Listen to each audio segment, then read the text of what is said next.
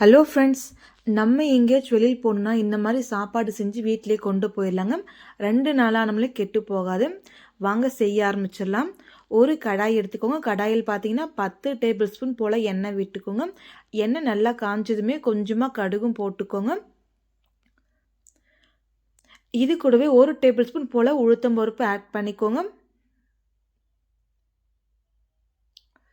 நான் 2 கைப்பிடி அளவுக்கு வேர்க்கடலையும் ஆட் பண்ணியிருக்கேன்.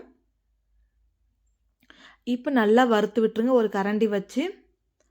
இப்போ கொஞ்சம் கலர் மாறணுங்க. உளுத்தம் பருப்பு வேர்க்கடலையும் கொஞ்சம் லைட்டாக கலர் மாறின உடனே நான் ஒரு 10 பூண்டு பல் உரித்து குட்டி குட்டியாக கட் பண்ணி வச்சுருக்கேன். பூண்டு பல்லையும் போட்டுக்கோங்க. கூடவே பச்சை மிளகா 3 பச்சை மிளகா கீரி போட்டிருக்கேன். இது கூடவே நான் பெரிய சைஸ் வெங்காயம் ஒரே ஒரு வெங்காயம் மட்டும் கட் பண்ணி நறுக்கி போட்டுக்கோங்க. இப்போ நல்லா வதக்கி விடுங்க.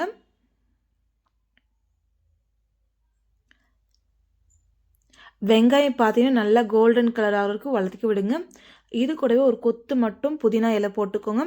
கூடவே மஞ்சள் தூள் 1/4 டீஸ்பூன் போல் ஆட் பண்ணிக்கோங்க. இப்போ கரண்டி வச்சு நல்லா வதக்கி விட்டுருங்க. இது கூடவே நான் ஒரு லெமன் ஜூஸ் ஃபுல்லாகவே புழிஞ்சு தனியாக ஒரு கப்பில் வச்சுருந்தேன். இப்போ லெமன் ஜூஸே ஊற்றிக்கலாம். வேணும்னா எக்ஸ்ட்ரா கொஞ்சமாக தண்ணி மட்டும் ஆட் பண்ணிக்கோங்க.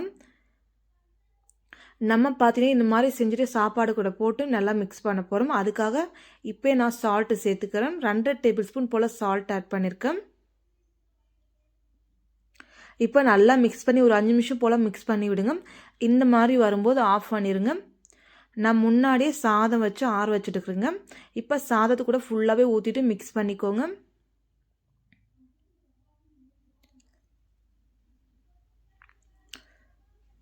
நல்லா ஃபுல்லாகவே மிக்ஸ் பண்ணிக்கோங்க. நம்ம கேஸ் ஸ்டவ் மேலாம் எதுவுமே வைக்க போகிறது கிடையாதுங்க. நம்ம இப்படியே செஞ்சோம்னா ரொம்ப சூப்பராக இருக்குங்க. 2 நாளானாலும் கெட்டு போகாதுங்க.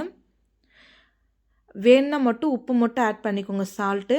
அவ்வளோ ஃப்ரெண்ட்ஸ், எனக்கு கரெக்டாக சரியாக போயிடுச்சு. நீங்களும் ஒரு டைம் இந்த மாதிரி செஞ்சு பாருங்கள், ரொம்ப சூப்பராக இருக்குங்க. பிடிச்சிருந்தா லைக் பண்ணுங்கள், சப்ஸ்கிரைப் பண்ணுங்கள், கமெண்ட் பண்ணுங்கள். மறக்காமல் இந்த மாதிரி சாப்பாடு நீங்களும் செஞ்சு பாருங்கள். தேங்க்யூ.